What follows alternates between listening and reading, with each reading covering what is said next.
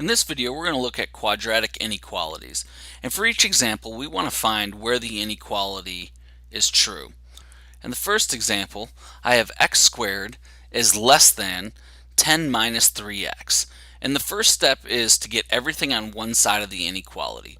So I'm going to move everything to the left side. So I have x squared plus 3x minus 10 is less than 0. And now I'm going to factor x squared plus 3x minus 10 and write it in linear factors. So I have x minus 2 times x plus 5 is less than 0.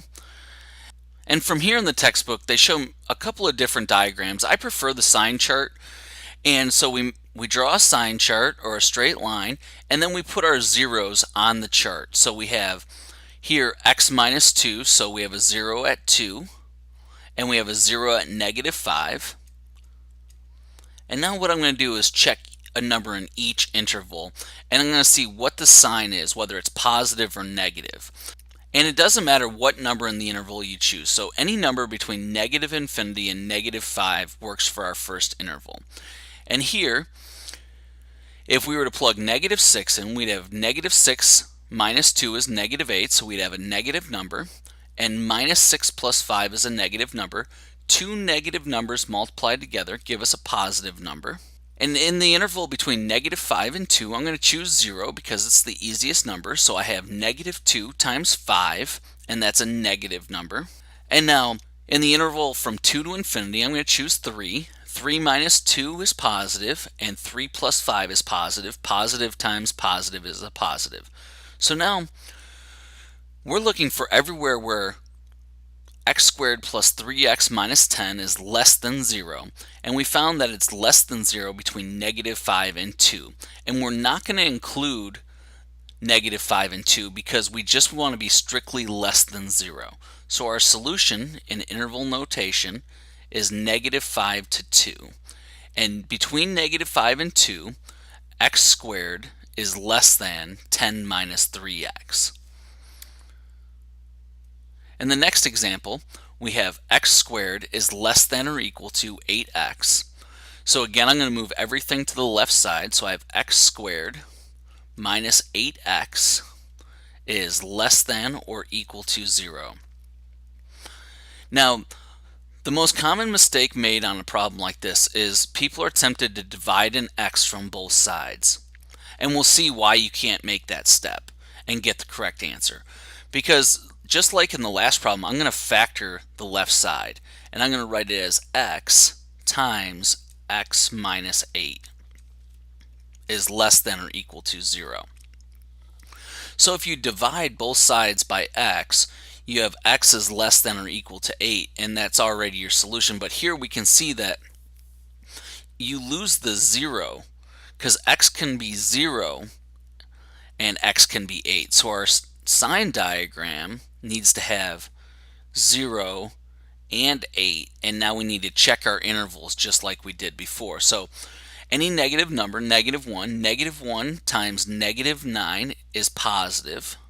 Two negatives is positive. If we choose 1, we have 1 times negative 7, or a negative answer. And then if we choose 9, we have 9 times 1, which is a positive answer. So if we had done it the other way, and I keep stating it, but I'm going to show it now, if we divided both sides by x, we would have x is less than or equal to 8. And you would see that this would include everything less than 0 as well, which we know is not true.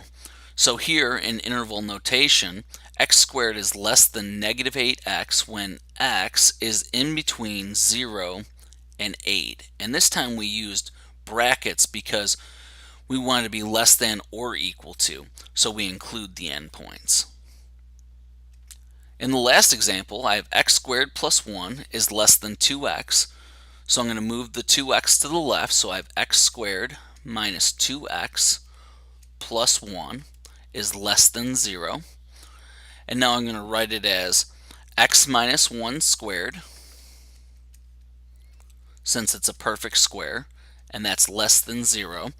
And for this problem, We're just going to take a look at what we have instead of drawing a sign diagram. Here, we have a statement on the left saying that x minus 1 squared is less than 0. And we know whenever we square a number, it can never be negative. So here we could say that this inequality has no solution. Now, had they given us x squared plus 1 is less than or equal to 2x, now we wouldn't have no solution. We would just have a single answer because we would end up with x squared minus 2x plus 1 is less than or equal to 0, and then x minus 1 squared is less than or equal to 0. And because of the inequality, we would have an answer at 1 and nothing else. So here our solution would just be 1, or we could say x is equal to 1 to be a little more exact. And that's all for this video on quadratic inequalities.